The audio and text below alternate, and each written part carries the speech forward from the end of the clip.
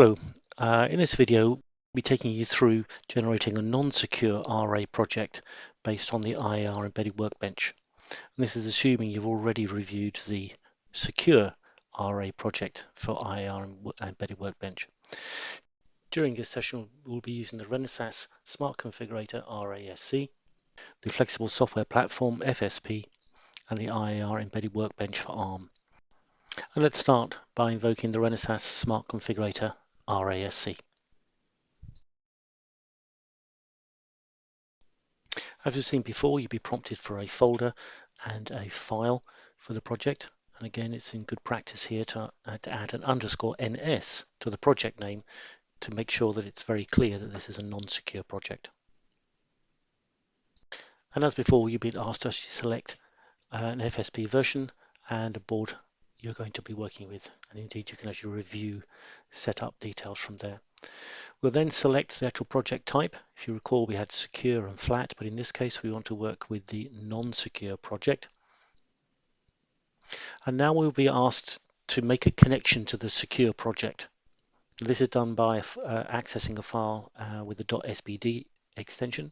And this will typically, within an IAR environment, be within the secure project under debug exe folder. So select this file.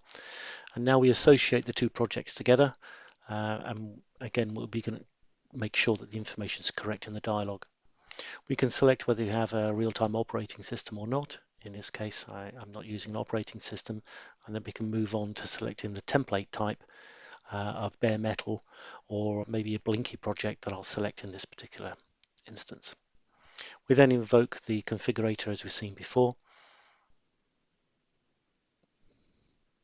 and we can go through and review the BSP clocks, pin settings, etc. Or we can come to the stacks tab and add drivers as we've seen before. But again, I'm not going to add anything here. I'm just going to keep this as the bare metal Blinky project. So I will then generate the project content. Once complete, we can close RASC and invoke the IAR environment. And once loaded, we again can make the project connection to make sure the updates in RASC are reflected within the IDE by selecting the appropriate IPCF file. And we can open up the source code that's been generated by RASC. We can look in the program entry to see the HAL entry, and we can see the Blinky code. Having made any changes as necessary, we can go and build our project.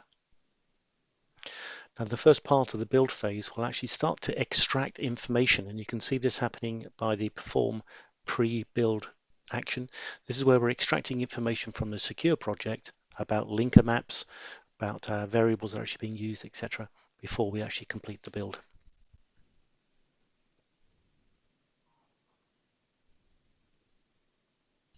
And once the build is complete, you're then free to actually debug this using a JLink or the iJet debugger as necessary. Remembering, should you want to reconfigure any drivers, you can do so directly from the tool menu by selecting the RA configurator.